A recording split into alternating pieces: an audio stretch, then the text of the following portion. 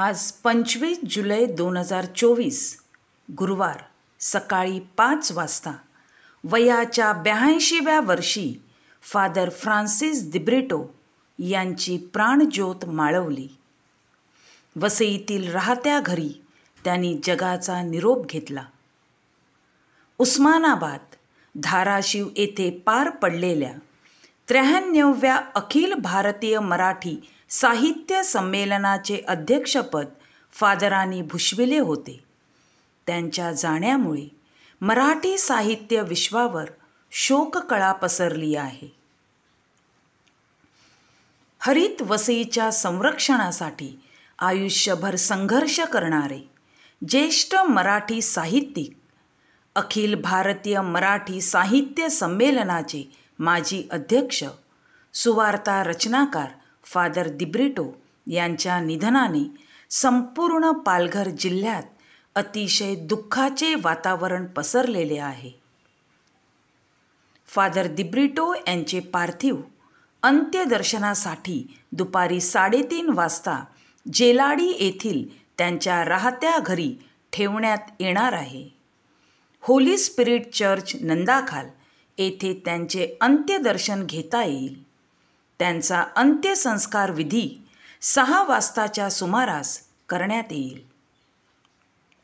Father Dibrito यांनी 1972 मध्ये Catholic धर्मगुरू पदाची शपथ घेतली होती.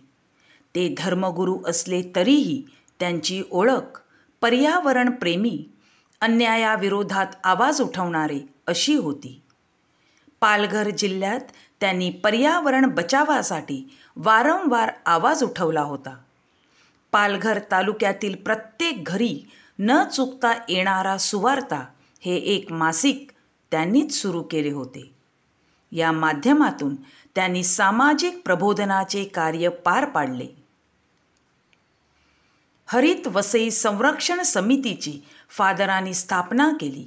या माध्यमातून फादर दिब्रिटो यांनी पर्यावरणाचे रक्षण तसेच पर्यावरणाचे जतन करायची जाणीव निर्माण केली. वर्षानुवर्ष चालत असलेल्या अन्यायाविरोधात त्यांनी आवाज उठवला. त्यांनी कितीतरी पुस्तकांचे लिखाण केले. एका पुस्तकाच्या लिखाणासाठी, प्रत्यक्ष अनुभव घेण्यासाठी ते इस्रायलमध्ये काही काळ वास्तव्यास होते. त्यांच्या आत्म्याला चिरशांती लाभून त्यांना स्वर्गराज्यात मानाचे स्थान प्राप्त व्हावे यासाठी आपण अंतःकरणापासून त्या विधात्याकडे प्रार्थना करूया. आज आदरणीय फादर फ्रान्सिस दिब्रिटो आपल्यात नाहीत, परंतु त्यांनी आपल्यासाठी केलेल्या कार्यातून ते नेहमीच या भूतलावर अजरामर राहतील.